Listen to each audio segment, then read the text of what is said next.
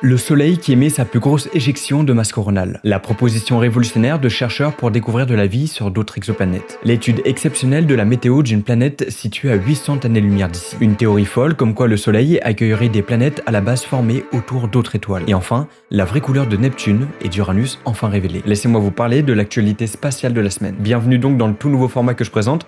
Donc on se retrouvera tous les lundis à 18h pour que je vous présente l'actualité spatiale. Vous pourrez aussi retrouver cette même actualité en short tous les jours à 20h. C'est la première vidéo que je fais sous ce format-là, donc soyez indulgents. D'ailleurs, j'espère que vous saurez me donner des conseils pour améliorer ce contenu-là et m'aider à me perfectionner dans ce que je fais. La question du jour à laquelle je vous laisserai répondre, c'est pensez-vous qu'un jour on pourra aller sur d'autres exoplanètes ? Et si oui, comment ? Je vous laisse répondre à ça dans les commentaires et ça pourrait peut-être amener à des débats. Quoi qu'il en soit, on passe directement à la première actu. Le Soleil a émis la plus grosse éjection de masse coronale jamais revue depuis 2017. On est le 31 décembre et il est 22h55 en France. Tout le monde fête le réveillon du Nouvel An, mais à 150 millions de kilomètres d'ici, le Soleil éjecte de sa surface une immense bulle de plasma. Il s'agit là d'une éruption solaire, et pas n'importe laquelle. La puissance était telle qu'elle entrait dans la classe X, la classe d'éruption solaire la plus puissante. Et oui, en fait, il existe plusieurs manières de classer les éruptions solaires. Il y a la classe B qui sont les plus faibles, la classe C qui sont un peu plus fortes, la classe M qui est elle encore plus forte et qui peut impacter notre planète, et enfin, la classe X. C'est de ce genre d'éruption solaire dont nous devons nous méfier. Et évidemment, cette zone du Soleil active qui a émis cette éruption solaire était pile dans l'axe de la Terre. Donc oui, les particules chargées du Soleil qui ont été émises sont bien entrées en contact avec notre champ magnétique. Après un voyage de quelques heures, l'éjection de masse coronale a effleuré la magnétosphère, déclenchant une tempête géomagnétique mineure qui n'a pas fait de dégâts. Si le Soleil émet de telles éruptions de masse solaire, c'est pas pour rien. C'est tout simplement parce qu'il approche de son pic d'activité. Effectivement, en fait, le Soleil, il a un pic d'activité tous les 11 ans. Il a un minimum et un maximum d'activité. Pendant le maximum d'activité, le nombre de tâches à sa surface augmente et de violents jets de matière sont émis de sa surface et propulsés dans l'espace. C'est comme ça depuis la nuit des temps et ça nous a jamais empêché de vivre. Mais en fait, là où il faut faire attention, c'est parce que les éjections de masse coronale perturbent notre champ magnétique et peuvent provoquer des dégâts sur nos réseaux électriques et de communication. Et quand je parle de dégâts, là je parle de mettre en panne des alternateurs ou même des satellites. Et dans un monde où presque tout fonctionne avec la technologie, et bah c'est pas la meilleure chose qui pourrait nous arriver. La solution pour nous protéger, c'est peut-être de prévoir, de mieux nous protéger et préférer éteindre les réseaux électriques quand on sait qu'une forte perturbation va nous toucher.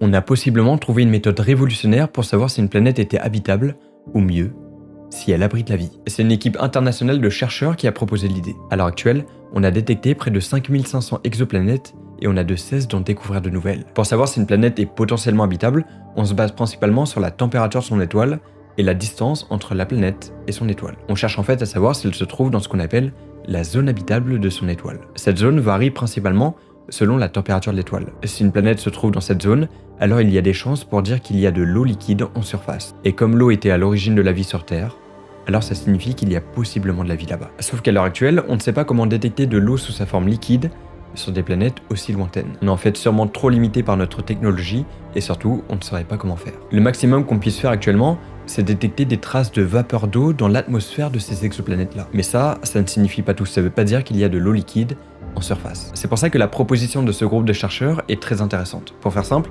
elle part tout simplement d'un constat. Ce qui différencie la Terre de Mars ou même de Vénus, c'est sa teneur en CO2. On est la planète qui a le moins de dioxyde de carbone dans son atmosphère. Pourtant, ces trois planètes se trouvent être dans la zone habitable du Soleil. Donc ces trois planètes pourraient être en théorie potentiellement habitables. Mais évidemment, les conditions ne sont pas propices à la vie sur Vénus ni Mars. Le fait que la Terre possède une faible teneur en CO2 dans son atmosphère, c'est tout simplement dû au cycle de l'eau. Le fait qu'il y ait un cycle de l'eau sur Terre, donc que l'eau s'évapore et retombe sur Terre, et ainsi de suite, a pour but de faire diminuer sa teneur en dioxyde de carbone dans l'atmosphère terrestre. Alors l'idée est la suivante. Les chercheurs proposent de repérer un système où il y a plusieurs planètes rocheuses orbitant autour d'une seule étoile. On analyse leur atmosphère et on tente de détecter une exoplanète qui possède une faible quantité de CO2. Ce qui est bien, c'est que cette molécule est assez facilement détectable en infrarouge. Si on détecte une faible teneur en CO2, alors peut-être qu'il y a des océans d'eau liquide. Et encore mieux, si on trouve des traces d'ozone, alors peut-être même qu'il y a de la vie là-bas. De la vie non pas sous sa forme bactérienne, mais bien un écosystème complet. Mais alors, pourquoi l'ozone ? Parce que dès lors qu'il y a des plantes et des micro-organismes qui consomment du CO2 en émettant du dioxygène, à la lumière, ce même dioxygène se transforme en ozone. Donc si on en détecte, alors c'est possible que cette planète soit vraiment habitable. Alors dans ce cas, pourquoi ne pas commencer à réaliser ce type d'études sur les planètes du système planétaire TRAPPIST-1, puisque ce système abrite 7 planètes telluriques différentes. Mon avis là-dessus, c'est quoi ? Eh bien en fait, je reste un peu partagé. J'avoue que je me méfie de telles nouvelles aussi enthousiastes, et donc j'attends de voir. Je suis pas astronome ni chimiste, donc je saurais pas vous dire si vraiment détecter une faible teneur en CO2, ça voudrait forcément dire qu'il y ait des océans d'eau liquide. Mais une chose est sûre, j'y crois. Je pense qu'il y a de la vie sur une exoplanète proche de la Terre. Peut-être pas forcément une civilisation, mais au moins des micro-organismes. Et vous, c'est quoi votre avis par rapport à ça? En parlant d'exoplanètes, Hubble a découvert des changements de météo sur une exoplanète à 880 années-lumière de la Terre. Ça fait plusieurs années que Hubble l'observe. C'est l'exoplanète WASP-121b. Il s'agit là d'une planète similaire à Jupiter qui est dans notre système solaire. Elle orbite autour d'une étoile de type F, donc une étoile qui est un peu plus chaude que notre Soleil, plus grosse et plus massive, mais qui vit moins longtemps. De presque la même masse que Jupiter, cette planète orbite à seulement 3,9 millions de kilomètres de son étoile. Et pour rappel, la Terre se trouve à 150 millions de kilomètres du Soleil. Et en fait, tellement elle est proche de son étoile, cette planète en fait le tour non pas en 365 jours comme la Terre, mais en seulement 30 heures. Alors oui, c'est court. À en voir tout ça, on peut déjà confirmer que cette planète n'est absolument pas habitable. Déjà rien que par le fait que c'est une planète gazeuse, ça nous annonce déjà la couleur. On sait en général que l'atmosphère des planètes varie avec le temps. Alors, une équipe internationale d'astronomes a décidé de rassembler et de retraiter les observations qu'avait fait Hubble dans les années 2016, 2018 et 2019. En observant les données, ils ont vu que la planète avait une atmosphère dynamique, donc qui change avec le temps. En analysant la planète de manière très précise, on a pu constater sa température extrêmement élevée, puisque dans ces régions les plus chaudes, il arrive qu'elle dépasse les 2000 degrés Celsius. Mais ça, c'est que sur une partie de la planète. Tellement que WASP-121b est proche de son étoile, elle est verrouillée et présente toujours la même face à son étoile. L'autre face est alors constamment exposée au froid glacial de l'espace. Vu que les nuages parcourent la planète à des vitesses folles, alors il se passe un système assez particulier à cause de cette différence extrême de température. Sur la partie jour, les métaux lourds comme le fer montent en altitude. Quand les nuages repassent sur la partie froide de la planète, ils retombent sous forme de pluie. Donc oui, en gros, il pleut potentiellement du fer sur cette planète. On a découvert des cyclones et des immenses tempêtes à sa surface. C'est pas trop étonnant vu les conditions qui semblent y régner. Et les scientifiques ont pu faire une sorte de visualisation des conditions météorologiques à la surface de cette planète grâce aux données d'Hubble. Constamment, des cyclones sont créés et détruits, tout ça à cause des différences de température provoquées par la rotation particulière de la planète autour de son étoile. On voit très nettement que l'activité météorologique est très intense là-bas. Et puis savoir ça et en avoir la preuve, c'est une avancée très intéressante. Mon avis par rapport à ça, je trouve impressionnant de la manière dont on évolue dans nos recherches. Dites-vous qu'il y a quelques décennies, on ne savait même pas qu'il existait d'autres planètes dans l'univers. Et maintenant, on arrive à analyser la météorologie d'une planète située à 880 années-lumière d'ici. En ce moment même, sur cette exoplanète, des vents soufflent à des vitesses fulgurantes et il pleut du fer. Imaginez-vous dans cet environnement grondant, ça a de quoi faire tourner la tête.